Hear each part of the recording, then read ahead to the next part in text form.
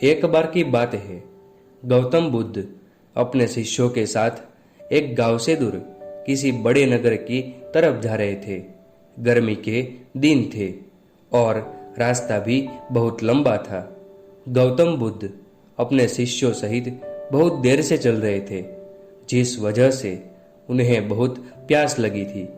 वहां से कुछ ही दूरी पर बरगद के वृक्ष की एक घनी छाव थी। सभी लोग उस वृक्ष के पास पहुंच जाते हैं। महात्मा बुद्ध अपने शिष्यों सहित वृक्ष की घनी छाया के नीचे विश्राम करने लगते हैं। बहुत देर से चलने की वजह से सभी का गला प्यास से सूख रहा था। यह बात बुद्ध जानते थे। बुद्ध ने अपने एक शिष्य को कहा, आप इस बरगद की छाया से 20 कदम दूर जाकर बरगद की 2 बार परिक्रमा करके वापिस आओ। शिष्य वैसा ही करता है जैसा बुद्ध ने बताया। परिक्रमा के बाद जब शिष्य महात्मा बुद्ध के पास आया तो बुद्ध बोले, क्या आपको किसी ठंडी हवा का अनुभव हुआ था? शिष्य बोला, हाँ, उस उत्तर दिशा की तरफ से मुझे कुछ ठंडी हवा का अनुभव हुआ था। शिष्य की यह बात सुन महात्मा बुद्ध शिष्य से तुरंत बोले कि उसी दिशा में चले जाओ। अवश्य वहां से कुछ ही दूरी पर एक तालाब अवश्य मिलेगा। उस तालाब से सबके लिए पानी ले आओ। शिष्य उसी दिशा में जब दूर जाता है तो वहां सच में एक तालाब होता है। तालाब देख शिष्य बहुत प्रसन्न होता है और तालाब के निकट जाकर जैसे ही तालाब से पानी भरता है, तभी शिष्य की नजर वहां दूर तालाब में कपड़े धो रही कुछ स्त्रियों पर जाती है। यह देख शिष्य मन में सोचता है, यह पानी तो गंदा हो गया है।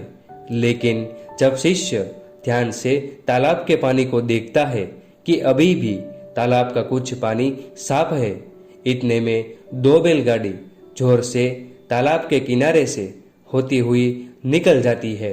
बैलगाड़ी के पहिए तालाब की मिट्टी के ऊपर इतनी जोर से निकलते हैं कि तालाब के नीचे बैठी बहुत सारी मिट्टी तालाब के ऊपर आ जाती है, जिस वजह से तालाब का बचा हुआ पानी भी गंदा हो जाता है।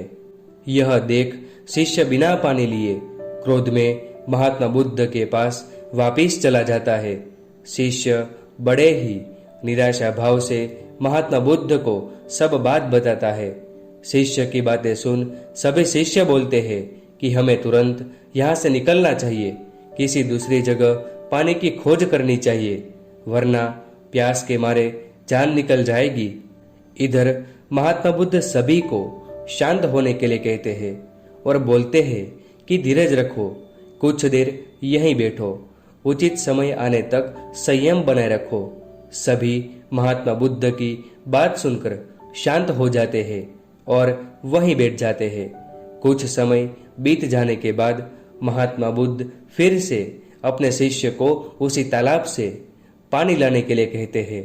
शिष्य बिना कोई सवाल किए उसी तालाब से पानी लेने के लिए फिर से चला जाता है। तालाब की हालत देख शिष्य को यकीन नहीं होता। तालाब का पानी पूरी तरह से साफ होता है। यह देख शिष्य बहुत खुश होता है और पानी भरकर महात्मा बुद्ध के पास जाता है। सभी पानी पीकर अपनी प्यास बुझाते हैं, लेकिन अभी भी सबके मन में यह सवाल था कि आखिर यह चमत्कार हुआ कैसे। तालाब का सब पानी तो गंदा था। उन्हें लगा कि जरूर ये गौतम बुद्ध की शक्ति है। इनमें से एक शिष्य ने यह सवाल महात्मा बुद्ध से पूछा, यह चमत्कार आपने कैसे किया? शिष्य का जवाब देते हुए महात्मा बुद्ध बोले कि यह कोई चमत्कार नहीं, यह आपके सब्र का फल है।